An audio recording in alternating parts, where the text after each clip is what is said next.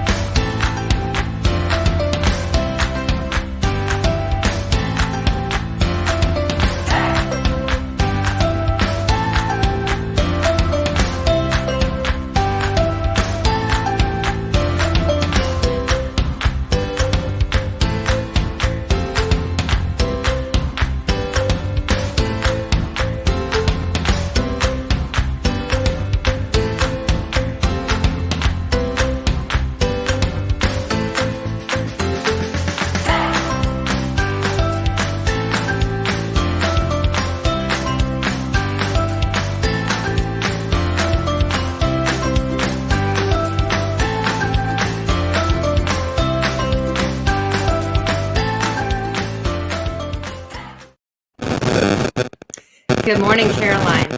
Hey, Lindy. Good morning. How are you? Well, I'm already having technical difficulties this morning. I don't know if you saw I struggled getting us started.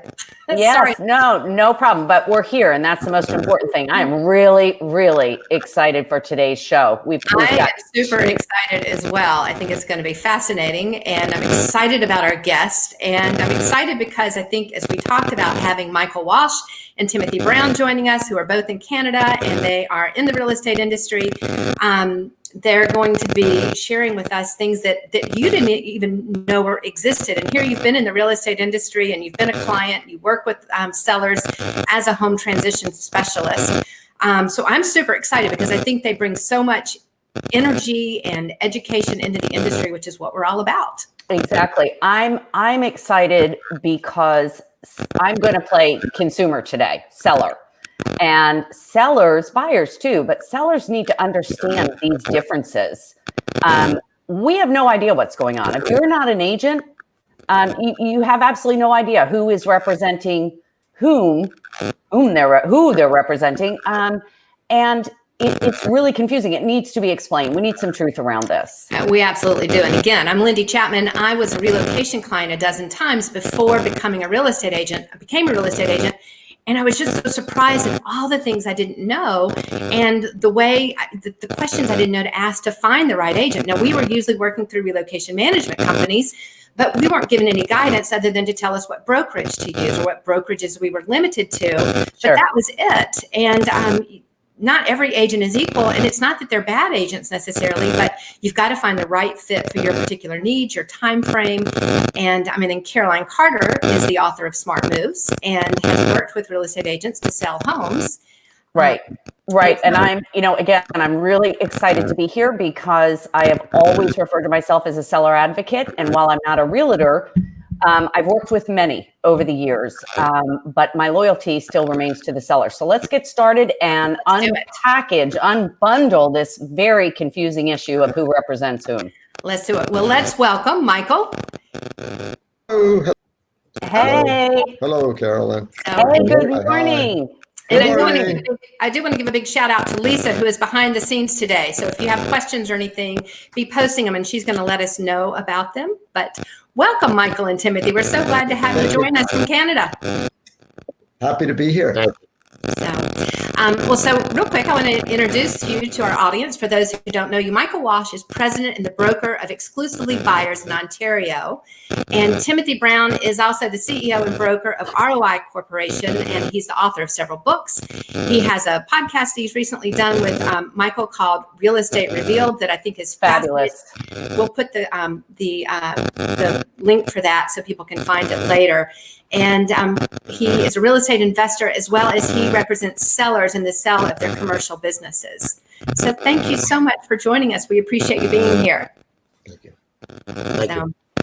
So our goal today is simply just to clear up the confusion regarding agency, dual agency, intermediary, representation, commissions, who gets paid what. Do you have any opinions on these things? Any strong thoughts? No. So I first met Michael, I think via LinkedIn, just seeing what you do. Timothy and Michael, how did y'all get connected? Michael and I met on LinkedIn. I was following his commentary that he exclusively works for and advocates for buyers and only buyers. And I'm on the opposite side, that I only exclusively work for and advocate for sellers, vendors. So even though we are, diametrically opposed in our negotiating standpoint, we are completely aligned in our philosophical standpoint that you can only serve one master. Work for buyers or work for sellers, and just do that for the rest of your career. And I think the buyers and the sellers are better represented, and it's a very simple process. And real estate is better served when you work for one master. I think that's absolutely true. Can you both tell us a little bit about what that means to you in your business? Because again, I'm going to play devil's advocate here today. I'm the consumer who's interested in buying or selling property. You both come at it from different points. Michael, let's start with you. Sure. Tell me what that means to be exclusively, to exclusively represent the buyer. Okay. I am licensed in Ontario to transact in real estate, which means I can both sell and buy. I can represent both sellers and buyers. Okay. I choose not to represent sellers. Right? I choose to work exclusively with buyers. Why is and that? My brokerage is set up that way, right? So now, why do I do it? It's basically structural, right? The contract that you will sign, any consumer signs with a real estate brokerage, is to have that brokerage represent their interests in either a sale or a buy. Okay. And there's a contract that goes to that effect, right? Okay.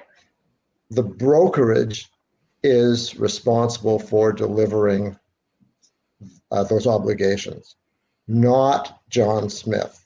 John Smith is an employee of the brokerage. Okay.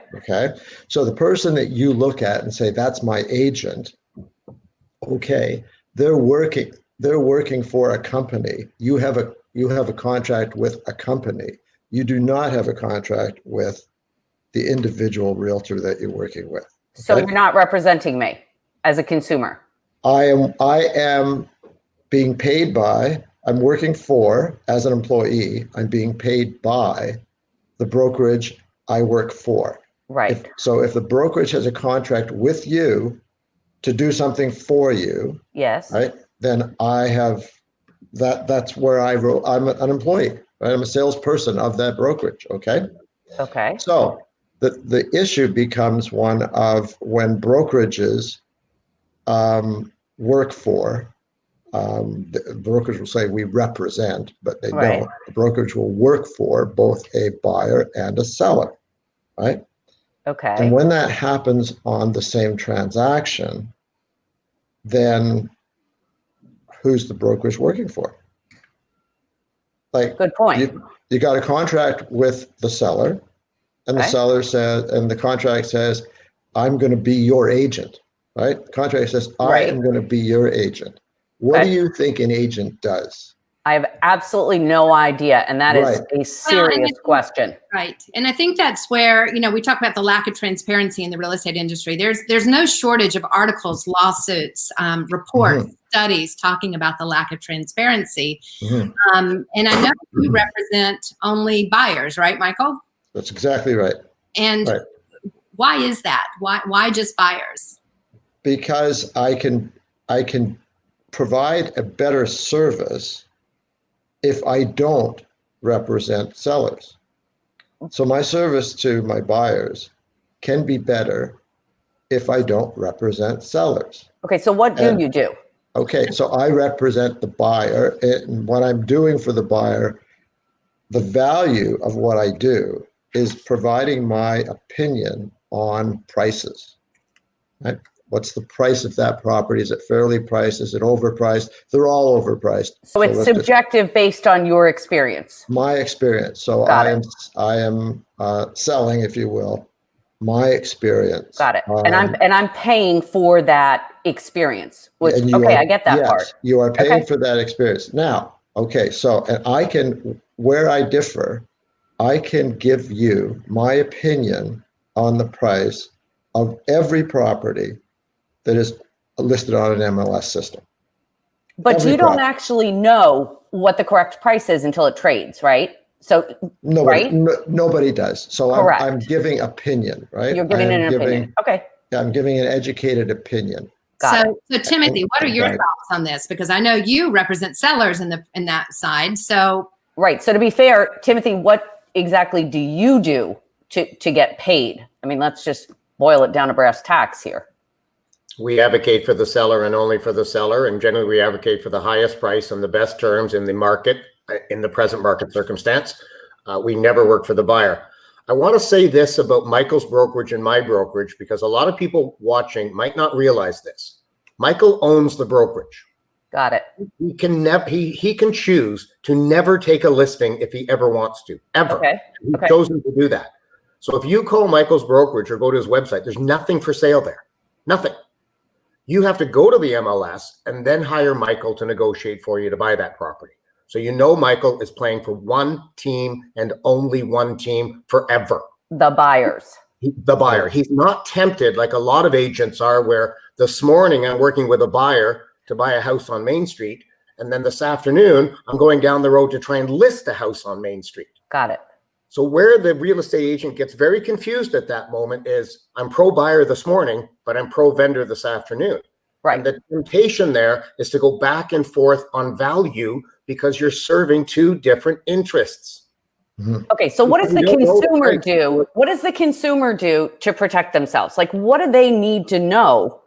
I'd love to hear from you both, because you come at it from different sides of the aisle. So what do we need to know as consumers to just get a transaction done fairly? I don't think anybody. And that falls into, and Lisa just put up a question from Bill Wendell, and I know you, Michael, know Bill. I don't know if Timothy knows Bill, but he's been ahead of his time for, I think, 3 decades, and or maybe at least 20 years. But what is the seller? What is the seller bias? Can you read his question? Are you able to see it? No, I do. Sorry, Bill, I do follow you on LinkedIn. I'm not following your thing about seller bias, but all sellers are biased because we're trying to engage somebody to represent us to sell our asset at the highest price the market will bear under the present circumstances, and to advocate the best terms and conditions for us. Right. And the average realtor gets caught in the middle of this all the time, because their colleague, their brokerage, who they've had golf and parties with for 20 years, brings a buyer to the table, but I'm working for the seller, but we're friends. And we can't ignore this inherent conflict of interest of, who am I working for right now? The brokerage works for whoever's going to pay the bill.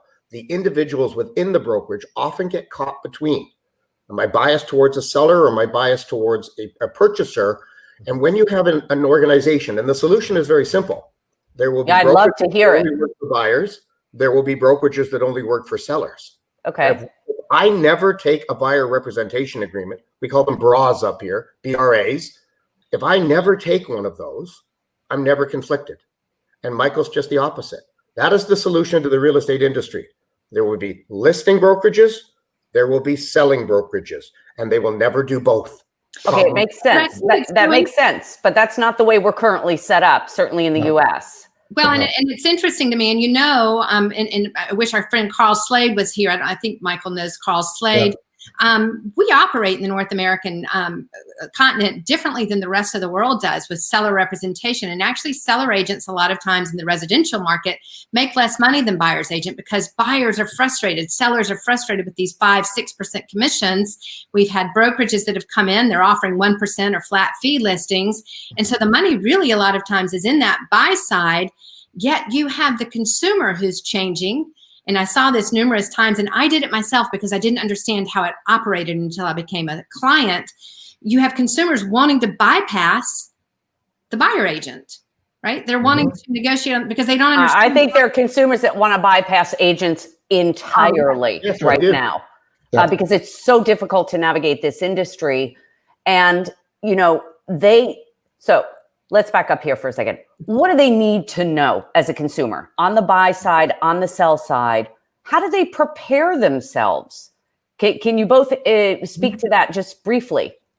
Sure. Michael? On the buy side, if a consumer wants to buy a house and they want the help of an agent to do that, right? if they, so there are two different types of agents that they could choose. They could choose an agent like myself, right? Who I work for a brokerage that only represents the buyers. Buyers, okay? Got it. Or they could work with an agent who works for a brokerage that does both, represents buyers and sellers. Okay. When, and let's take that case, when that buyer then says to their agent, oh, I love that house that on Main Street that you have listed, and it's listed by Sally Smith from your brokerage, right? So you're not the listing agent. I get it, right? But Sally Smith is the listing agent, and she works at your brokerage. What do you think about the asking price? Okay, that agent. I'm trying to get to, as a buyer's agent, you are going to exclusively represent my best interests as a consumer. Yes? No. Okay, so let's unbundle that. If the agent works at a brokerage that does not take listings, then yes, you are going to get full representation, right? Okay, so how do I get representation if I only have access to brokerages that represent both sides, buyers and sellers? You get a watered down. Well, it depends. What do you mean by representation? That a list, like you can work with the listing agent, and that listing agent will make appointments for you to show their properties. They'll walk you through sort of how you fill out the forms and do all that for you, right? What they cannot do is give you opinions on value, right? Is it overvalued? Is it, overpriced? Okay, but let's say that I don't need that portion. I don't need their input.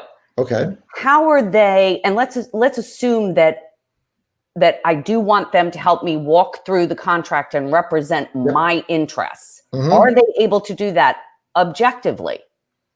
I would say yes. If you've said if you've made it clear that you don't need any help with pricing, I've got it, right?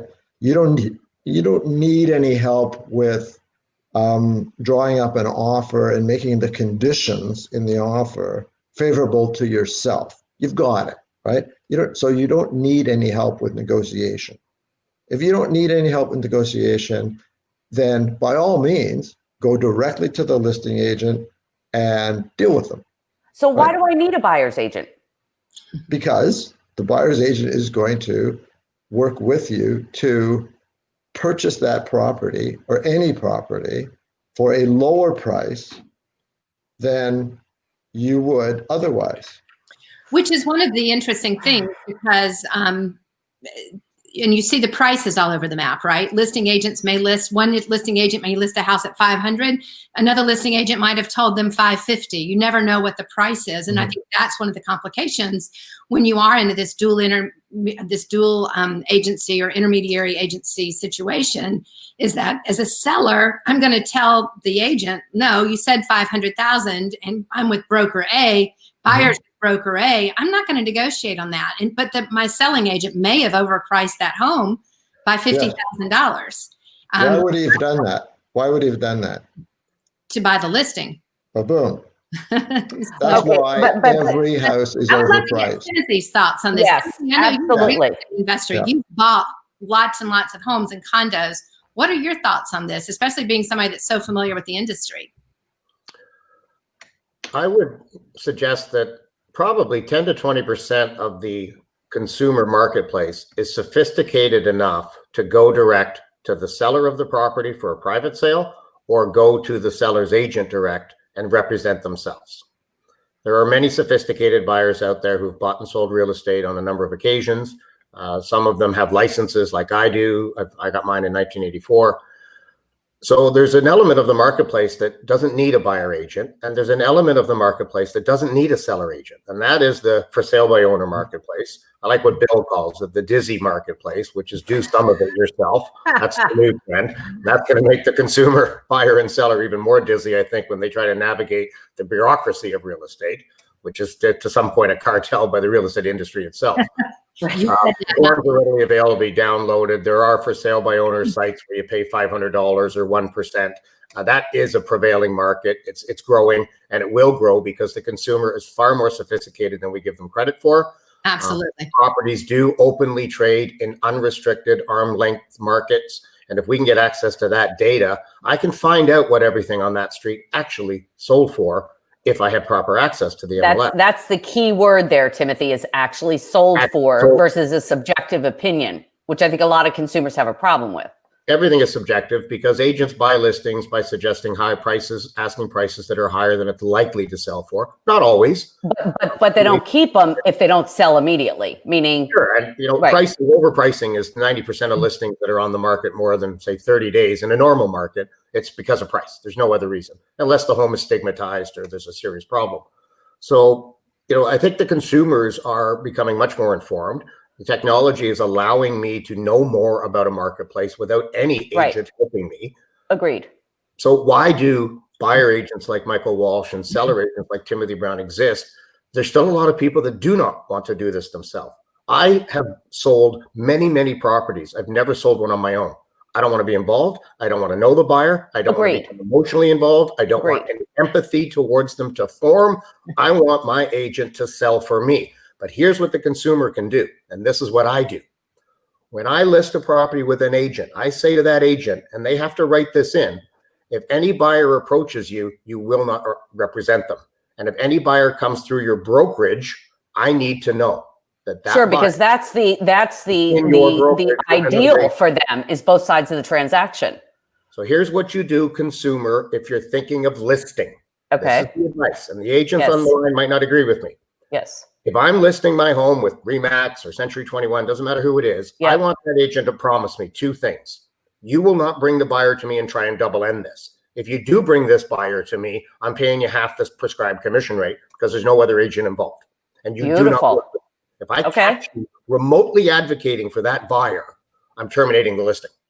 Don't swap your loyalty on me. Okay. And secondly, if that buyer should come to this property I'm selling through another agent in your brokerage, I need to know that. Okay. And I want to be the one as the seller to decide what commission rate we should pay that agent. I've negotiated with you to say 5% to sell my property. I didn't negotiate with that buyer agent a 2 or 3% commission. I was never involved in that. You've gone and done that on my behalf to try to attract the buyer. Yes. But now you're promising part of the commission I'm paying to a buyer agent that I didn't hire. Okay, so quick question now. To the purchaser. They're trying to get my price down and I'm paying their commission? Right. Are you kidding me? I'm paying people to negotiate against me? Absurd. Okay, I got that. And I love that. And I love you for bringing it up. Now let me ask you both a quick question. Do you believe that it's time in the real estate industry to become more transparent with reference to commission and unbundle the services? Meaning, you would offer a suite of services on the buyer side, on the seller side, so that these savvy consumers that we're talking about right now, once we can figure out what everybody does, these savvy consumers can say, hey, absolutely. I'm too busy. I want to check off box, A, B, and C, and I will pay X. I think the issue is consumers are like, wait a minute, we're throwing around 3%, 5%, 6%. I mean, that's out of my pocket. I would like to know exactly what I'm paying for, like every other business in the world. Well, what say you about that? Okay. Well, you want to know what you're paying for, and somebody tells you, okay, this is what I'm going to charge you, and this is what you're going to be paid for. Right. And then in the middle of the transaction, somebody says, oh, well, you know what? The agent, the other side of this transaction is using an agent from our same brokerage. Okay. Therefore, my services to you are depleted. And they're depleted. I don't even understand what that means. Okay. I can no longer advocate on your behalf because the brokerage has promised to advocate on somebody else's behalf. And there's a conflict. So what happens to me? So what happens to you? You say, if you're the buyer, and the buy side is a little more transparent than the sell side, I think, but if you're the buyer and you get caught in that, and you say, oh boy, well, I really do love that house, because that's how buying agents work, right? I love the house. They're my dream house, right? Right. So what do? You pay up. No, you pay up. That's what you do. And you get your house. Yeah. You get the house you want, right? And you pay a lot more for it than you should have, but you get it. Right? Because the agent that you thought was going to be working on your behalf, right, had to pull right out of it. Okay, so why do we need agents? I mean, let me just be clear here from, again, the consumer's point of view. I get the value. I've worked with realtors for the last 15 years, but they're not all created equal. And as we've talked about, there are many that play both sides of the fence. I do believe that people should be paid for adding valuable service, intel, data. I get that, but I'm still confused. And Timothy, I'd love to hear about this. I mean, I'm still confused where this current real estate market leaves the consumer. I mean, what should I be doing? What are the biggest mistakes you see sellers make? In terms of, I've made the decision to sell my home or my building or whatever it is. What are some of the big mistakes that you see sellers make that they can avoid just by doing A, B, and C? The number one catastrophic error in all real estate is allowing your property to be positioned on the market at an inflated price. The real estate industry is habitually suggesting asking prices that are unrealistically high in order to compete against the other agents trying to get the listing. Not all home buyers go for that, but some do. And once that property's been on the market for, say, 30 days or more in a normal marketplace, the property has become stigmatized. Right. And then the homeowner in their, the realtor suggested a high price to buy the listing to compete against others. Happens all the time. If anyone out there says it doesn't, come on, wake up. It happens every day. So then the property becomes stigmatized. So what the homeowner has done is they've stigmatized their own property by allowing it to just stay on the market for too many days. Number one mistake sellers make all the time. Okay, I agree with you. Let me just interject here that part of what I do is non-emotionally package properties to sell, right? So any of the 2,000 people that I've worked with over the last 15 years, it's the first decision that they need to make. Are they selling a house or are they selling their home? Sure. If they're selling their house, they're considering it a financial asset. And like any other financial asset, right, they're going to sell it non-emotionally. So, but when it comes to a structure, the property and structure, we need to look at fast, easy, and inexpensive updates, how we market that property and so forth and so on. Most people that I see making the mistakes still consider their house a home. And that's what tends to, this emotional thinking rather than financial thinking, tends to say, well, my house is worth this because, who cares? It's not going to be your house anymore. And we don't care what you think. We care what the potential buyer thinks. Okay, so I want to drill down on what's the advice to the consumer we're trying to offer. Yeah. I think that is the content of our show. What do you need to know as a buyer or seller? Right. As a seller, find an agent who, there is a new service called the Pledge of Allegiance. It's being circulated by a lawyer in New York State. And it says, if you're going to be my agent, this is what you will do for me. This is completely over and above all of these multiple listing service contracts, all of the brokerages, financial and economic agendas. Basically says who you're going to work for.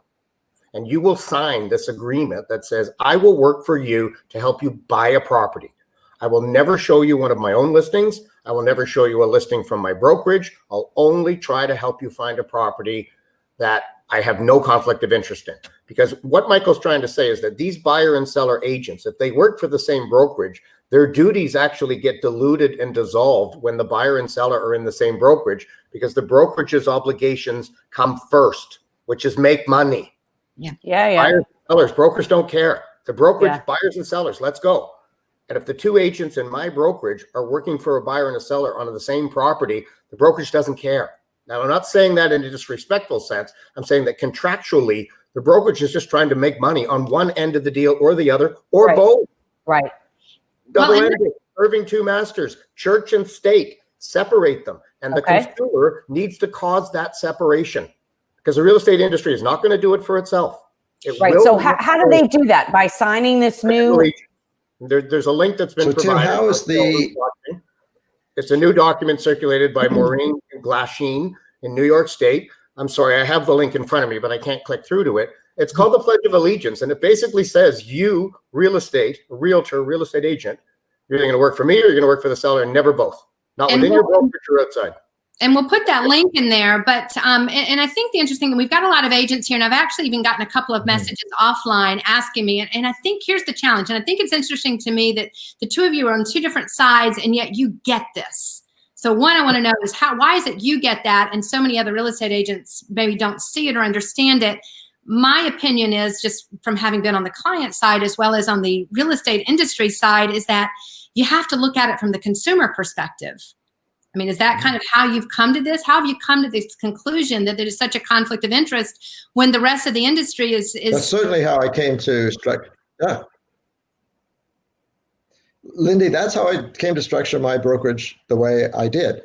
I looked at how the business was transacted in my area, and every time a real estate agent was representing a buyer, they got themselves more times than not involved in a dual agency because they were showing the buyer properties that were listed by their brokerage. Right.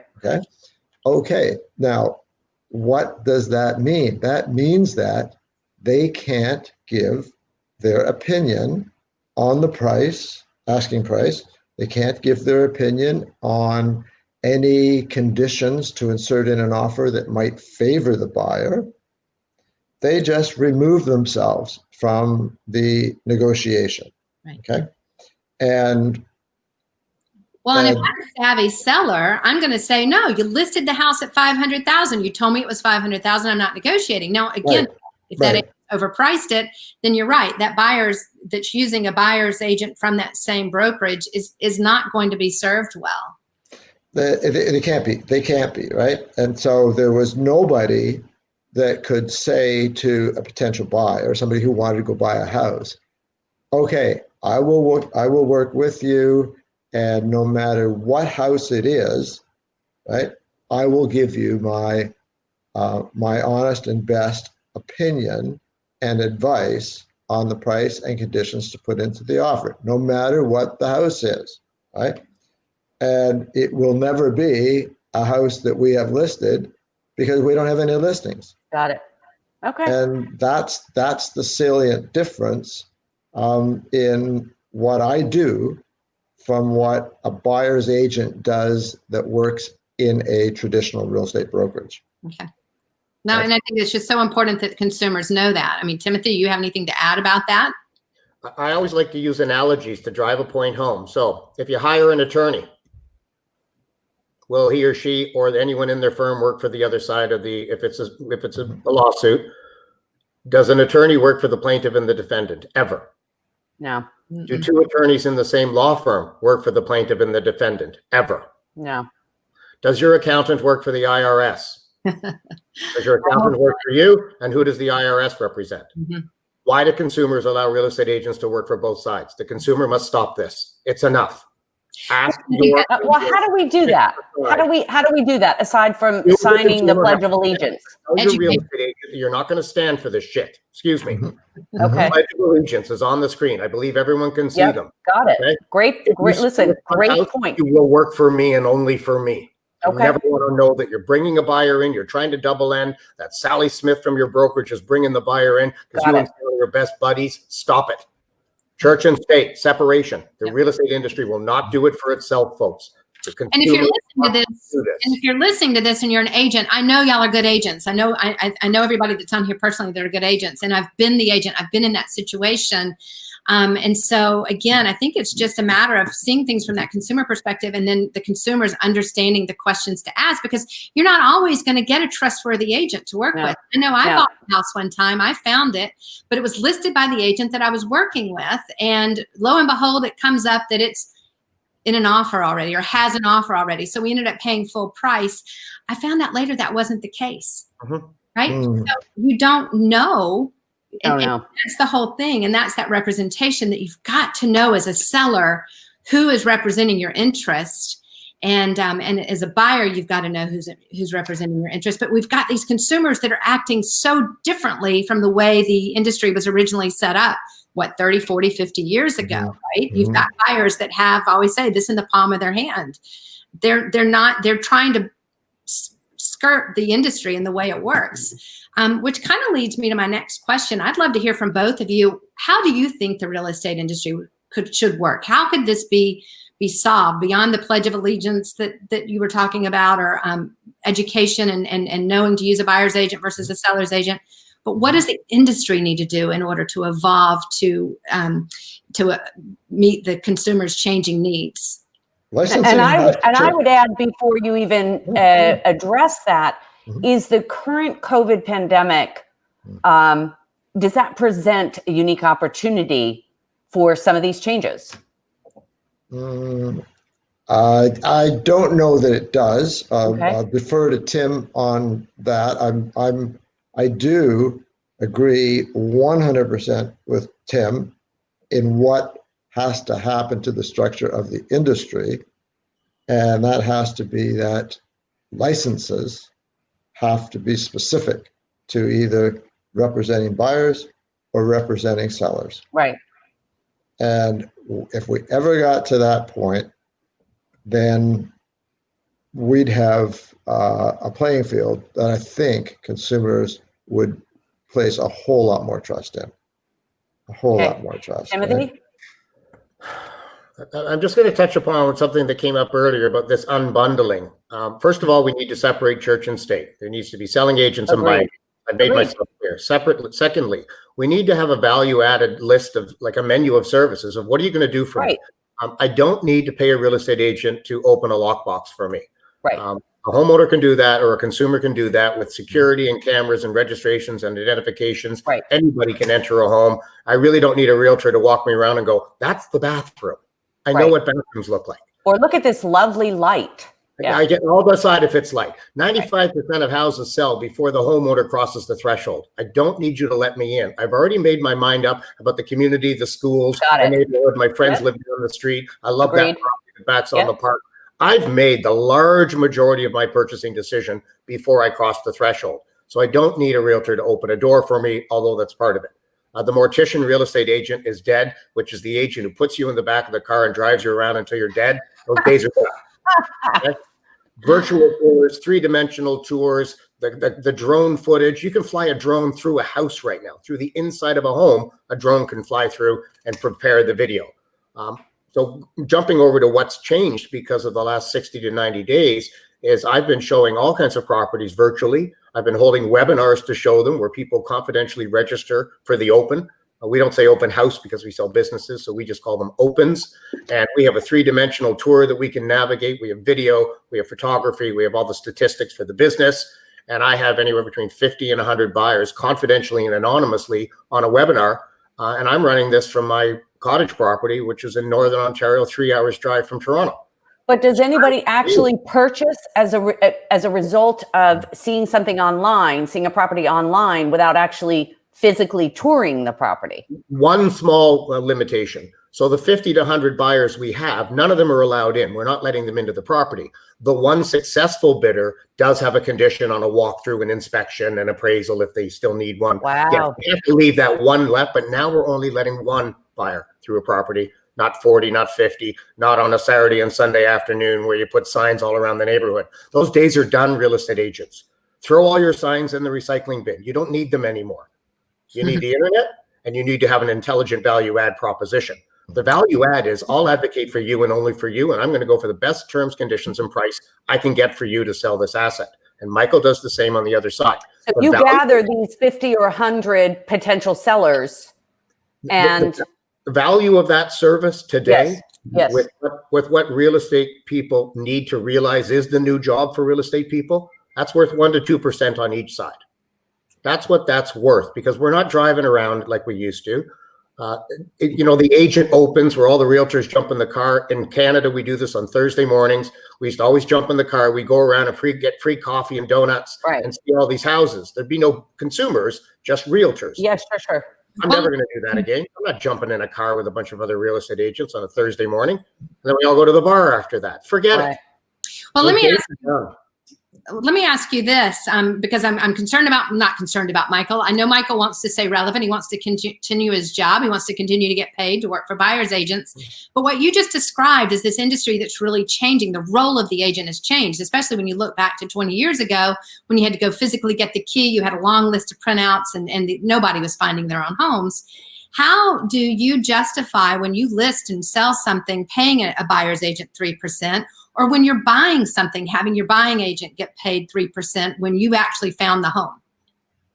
Sorry, Michael, I'm going to finish because I'm doing the talking, but unless you're affecting the price, unless you're either increasing or lowering the price substantially in an ethical negotiation, in an informed market, you've provided no value. Right. You've just provided very little or no value. I mean, help me with price. Negotiate for me. That's what agents do. Okay. Right. Athletes have agents.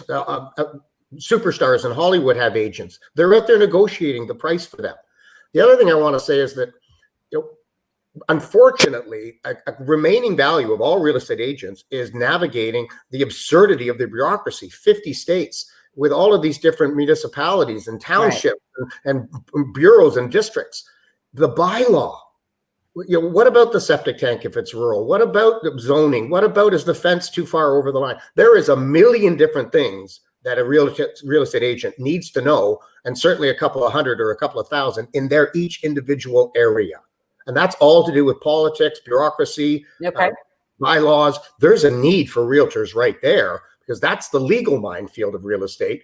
And new graduate real estate agents don't have a clue about that. It's usually the more experienced people who know the old tips and trades of that particular state, community, town, village, whatever. There's still value here, but it's not opening doors and driving people around and putting signs out and billboards and flyers and all the nonsense you see. Educate the consumer and you will create value for yourself. Help them to effectively negotiate price, and you deserve 1% to 2% of the value of that home easily at that end. Just be sure you know who you work for. And Michael? be a truth teller. Right, which Bobby, I just put Bobby McGrath just said something. He'd been put in that position before, and that he felt robbed because they weren't able to give him the negotiating information and recommendations he needs. Michael Evans, who is an agent, said technology has produced a false sense of security for clients, and I would agree that's a big thing, and that's where we've got this consumer who's a lot of times trying to bypass the system and going directly to the selling agent or trying to sometimes sell for sale by owner or sell with a flat fee listing agent without knowing what they need to know. Do you have any thoughts about their comment, about Michael's comment as an agent? Again, I think it goes back to proving value. Well, proving value is go right back to what Tim said. If an agent cannot influence the price in favor of their client, then that agent then there still are other valuable services that an agent can provide, but you can contract for those services from other people at a far lower rate. The agent has to be able to influence price. If an agent can't influence the price, then do it yourself, hire a lawyer, hire a consultant, hire Lindy Chapman to walk you through the process. But what if they're just a really good salesperson and you feel comfortable that they're going to be able to, affect and negotiate price, and at the end of and you sign your agreement, and at the end of the day, you don't get what you were promised. You've already signed a contract. What then? Sorry. So if they're very good, if they don't need my services to negotiate for them or to give them advice on price, right? We'll know that up front, right? And I won't be working for them. Okay. Right? They can go work for somebody else or with somebody else. They can work with any traditional agent anywhere, and hopefully they're going to negotiate down the price of that agent because the services will not be comparable at all, right? But I'm still fine with taking that. I'm still taking a chance as a consumer to trust my instinct Yep. to say, hey, you know what? I'm going to go with Michael, or I'm going to sign a contract with Timothy. I'm still relying on my own instinct, which we know in real estate, you know, our instinct is really all about our subjective belief, what we believe to be true. It's not always true, right? So I think there's a lot of work we still need to do to be able, you know, you both are truth tellers, but we know we're working in an industry that there are a lot of non-truth tellers. And so it continues to be very difficult for the consumers to navigate, you know, how to protect themselves. What do I need to know? How do I avoid these mistakes? Okay, so every agent will promote their services to you, and if it's buying that you want to do, they will promote their services to you, and they will sound compelling. They will say they're the best negotiator. They will do this. They will do that. Okay. What's going to happen is that what's left out of the pitch is the most important part of it, is that if you want to look at one of the properties listed by their brokerage, they can't do that. They can't, you know, provide that advice. It's just that simple. It's just that simple. And they don't tell you that. They don't tell you that. You find out about it when you're ready to ink a deal, and you ask them about certain aspects of the deal, and they say, oh, I'm sorry, I can't give you my opinion because my company's already working for the seller. And that's what talk about remorse, talk about feeling stupid as a consumer. You know, it's like everybody else knows the deal but you. It's basically, there's some buyer's remorse. There's some it's an illegal way to advertise one's services, essentially, right? It is. It's an error of omission, right? Because they didn't take you through the case where you're not going to get what you think you're going to get. So buyer beware. In the buyer's agreement or the seller's agreement, when you sign it, it's just trying to figure out what all those different words mean and what what intermediary means and what exclusive representation means and different things.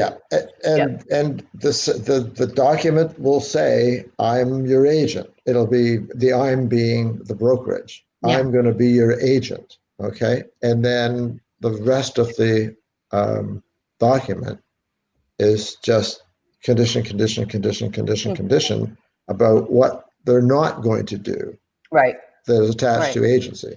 Let's go to another question by Bill Wendell. Yeah. He asks about the normalization of off MLS listings. What are the implications for both consumers and the future of agency duties? Well, and I think he may be referring to, I don't know what you have there, but NAR's new clear cooperation policy that I think was mostly a reaction to the lawsuit against exactly what we're talking about, dual agency intermediary. And now within 24 hours of getting a listing, you have to put it in MLS, and you cannot show it when it's in the coming soon or off market status. Are y'all seeing that same thing in Canada? So I think that the core of this question is, properties are being sold privately. They're not on the MLS. Other than the land registry offices, we don't actually know some of the asking prices and the selling prices of these properties. Sometimes they get revealed, and sometimes you have to go and dig through we have Terranet up here. We have Geo Warehouse up here. I don't know what services your Americans use, but it's really hard digging to go find what that house down the road sold for when it was never listed by an agent. Interesting. And they may sell for more than an agent had suggested, maybe less, on or off market, with commission, without. That's actual open market data. But did we have an informed seller and an informed buyer? And that it's really hard to market test that. I just want to close because I know we're running out of time, but I want to just say to the consumer again, and mostly realtors are on this, but to the consumer, watch out for transfer of loyalty. it's extremely tempting for someone when their license permits them to do it to try to work both ends of a file. No question. Very tempting because there's double the commission. Sure. Or at least keep it in-house so that you and, Sally and Timothy can, both work for that brokerage, double end that place, and we both keep the commission. Our broker gets their share. We're working for each other right there. The representing the buyer and the seller gets lost in the economic motivation. Right, but aren't they encouraged to do that? I mean, I understand that, but in general, you'll have to ask them. The consumer needs to make these questions. And I don't know. When I was in a big brokerage, I don't know that we were encouraged to do that, but we did have a couple of weeks where the agents would let people know what listings were coming up on the market. And again, I'm coming back from a consumer. That's really challenging because if I'm working with broker A, but I'm not able to see broker B's listings because they're holding them for a couple of weeks until they go on and only agent B agents know about it. So only agent B clients know about it. That's where that open marketplace. So I see both sides. I think it's very helpful to have everything open to the public within 24 hours.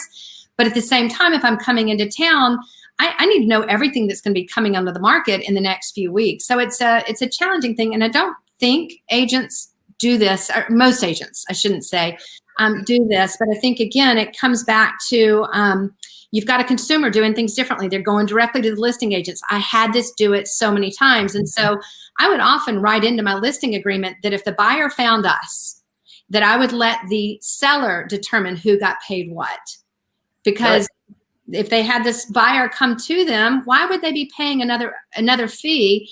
And if we didn't do it that way, and this happened on the sale of my home, then the buyer, I found, goes and finds an agent that comes back with a contract, and for a contract, they get paid $2,000 an hour. That doesn't make sense either. Wow. All right, let's look ahead 5 years. What do you say, Michael, 5 years? What's the real estate industry going to look like? 5 years from now, you'll have the class action lawsuits. You'll have some type of clarity on the two big class action lawsuits in the United States, right? You'll have the big one. What's his name? Mole versus the NAR, which is like 50 billion. And you'll have Pamela Goldstein versus Houlihan Lawrence.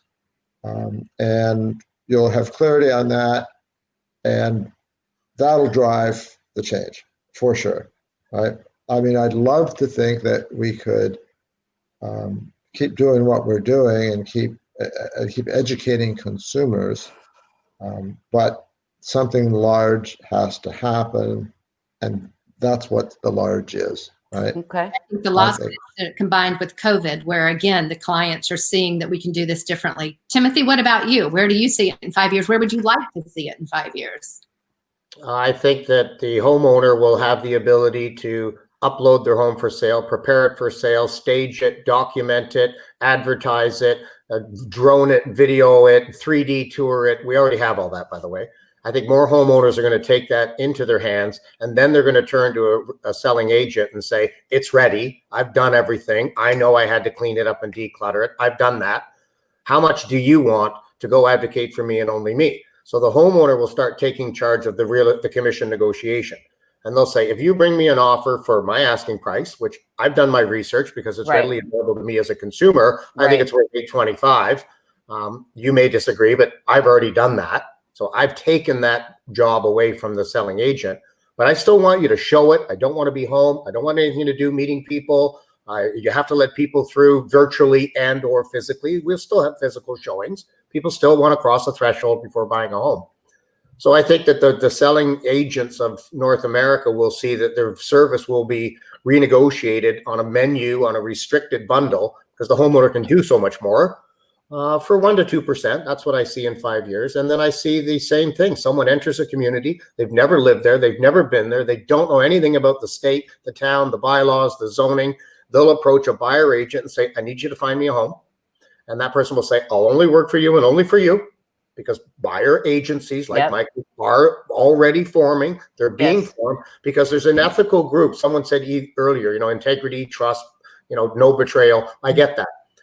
The real estate industry is going to be put out of business if it doesn't change the way it does business, People don't like or trust real estate agents. We're down near the bottom of the list by car salesmen and other industries which have horrible reputations. Yeah, horrible. true. Because we don't change, they'll change it for us. So if you decide to change, Mr. or Mrs. Realtor or real estate agent, just know who you work for, separate church and state, never, ever serve two masters. Your service is worth effectively 1% to 2%, no problem. You know, real estate commissions have been coming down. It used to be 6% here in Canada. Now it's averaging about 4.5 effective final real estate commissions. And there's still kickbacks and things being paid around the industry.